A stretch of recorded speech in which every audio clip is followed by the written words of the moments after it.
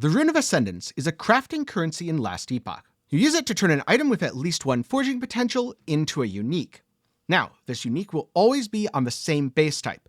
So if you're trying to get a unique dagger, you need to start with a dagger. If you're trying to get a unique bow, you need to start with a bow. But what's really interesting is, unlike target farming in monoliths, the odds are actually a little bit different, though not always in your favor. So when you're trying to find upgrades, especially in the early process of your gearing, consider using some Runes of Ascendance. And today, I'm going to be talking about how to actually do that. But quickly before I get into things, I have a question. Do you like playing more games than just Last Epoch or ARPGs? Because I do. In fact, some of my favorite games of all time aren't even action RPGs, and I talk about those over on my second gaming channel. Then head over to Tenkiei Gaming. Do be sure to get subscribed and maybe check out some of my recent videos where I've been trying a whole bunch of indie games and I had a great time with most of them. Okay, so let's say you wanted to make a Ghost Maker. This is a relatively easy item to get from Rune of Ascendance, with a chance of 1 in 7, but its drop rate from an Echo reward is 1 in 20.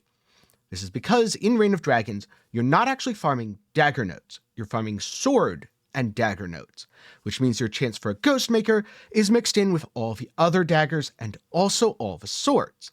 When you're target farming something that tends to be from mixed nodes or has a relatively low drop chance from that node, it can often be far better to use a Rune of Ascendance if you're trying to obtain it. By the way, I'm just on the database over at Maxroll. You can go there for yourself to look all of this info up. Just be warned, you cannot use Rune of Ascendance on boss drops. So if I look up Twisted Heart of Ukaros, no Rune of Ascendance there. Because this drops off of a boss of Reign of Dragons. It's the only way to get it. Whereas something like Rotmind, it's pretty darn easy to get. You just have to go to the Stolen Lance. So now let's do a practical example of this using some daggers that I happened to drop recently. All right, so now time for a practical demonstration. If you want any old Ghost Maker or any old unique item that tends to be pretty rare and difficult to get, Rune of Ascendance is the best way to get it. But if it's something like a 1 LP version, you do not want to use this method because Runes of Ascendance have a lower chance to create a legendary potential item. The way to do it is quite simple. You just come over here, you put any dagger at all, the base does not matter, and you just go to Rune of Ascendance and you use it like that. And I got the wrong dagger. Remember, it is 1 in 7, so there's going to be some RNG here. One thing to note, if you are Circle of Fortune, which is a little bit more efficient for farming this, then you should absolutely use a Circle of Fortune tagged item for the 45% chance for the Rune of Ascendance to be preserved when using an item that requires at least rank 1. So coming back here, I have 8 more Runes of Ascendance, or 8 more tries. I can keep using these COF tagged items to increase my chances. Oh, I guess it was 9. That's a weird bug. All right, I got a Smoke Weaver, Ferrobores. Again, remember, there's no guarantee. And sometimes you just get a 2 LP Jeklors or Gelcors.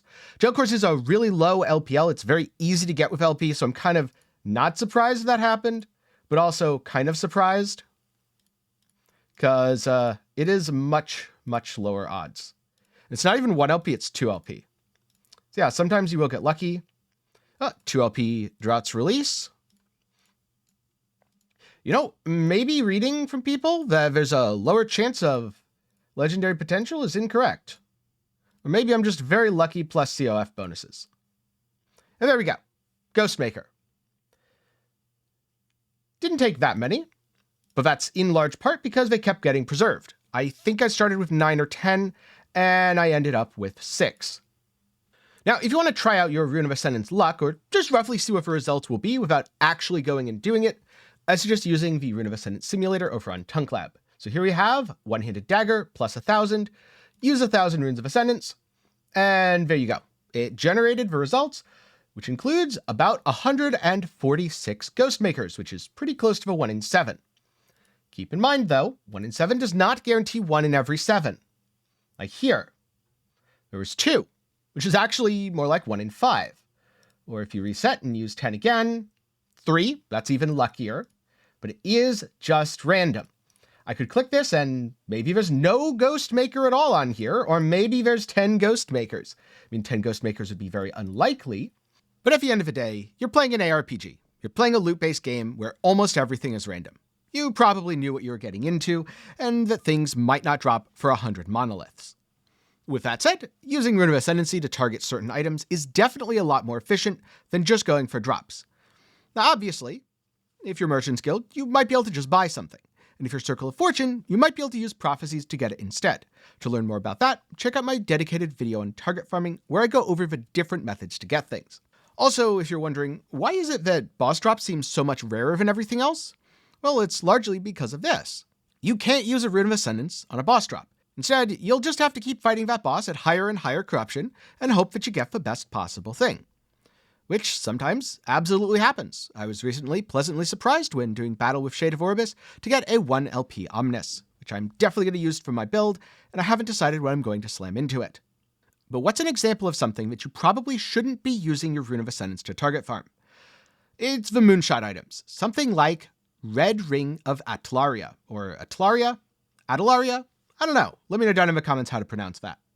This has an incredibly rare drop chance, and you'd need to use an average of 583 runes just to get one.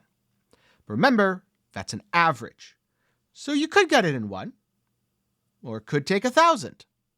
Could very easily take 1,000. Now, maybe I don't play Last Epoch enough, but I've never had anywhere close to 1,000 runes of Ascendancy. In fact, I'm not sure I've ever had more than 20 or 30 on hand at a given time, because I tend to use them up. I'll hop to a different build, use it to quickly get a couple of uniques that I happen to be missing, and then use Echo Drop Chance to farm the LP version. Yes, I know, for fun, I did kind of do the tinfoil, maybe it's not actually lower. It is lower. You are less likely to get legendary potential if you're using a Rune of Ascendance. That doesn't mean that sometimes you won't just get lucky and get the good drop anyway. And so now I'm curious, has there been anything that you struggled to target farm? And if so, after going and checking the database or playing around with the calculator, both of which we link down below, did you find out that actually using Rune of Ascendance you can get your item relatively easily? Or have you been struggling with boss drops? Because I do think they're a definitive pain point, especially when it comes to farming in COF, where everything else is super fluid. Leave some of those stories along with your experiences down in the comments below, because I'd love to hear about them. That said, if you're looking for something else to watch, maybe head over to my second channel. I recently made a video going over some of my favorite indie games from Steam Next, where I played a wide variety of demos, including several things that were outside of my normal comfort zone, and I'm going to be making a video about the best games that I played in February, which, spoiler alert, does include Last Epoch. You can find that up in the card and down in the description below. Now with that said, I'd like to take a minute to thank my patrons and channel members for the continued support. For as low as $1 a month, you can help make videos just like this one possible, and you might even end up with your name on screen, just like these fine folks here. Also, a big thanks to everyone who watched to the end. I'm very glad you enjoyed the video, I hope you learned something, and good luck with your Runes of Ascendance. I'll see you in the next one.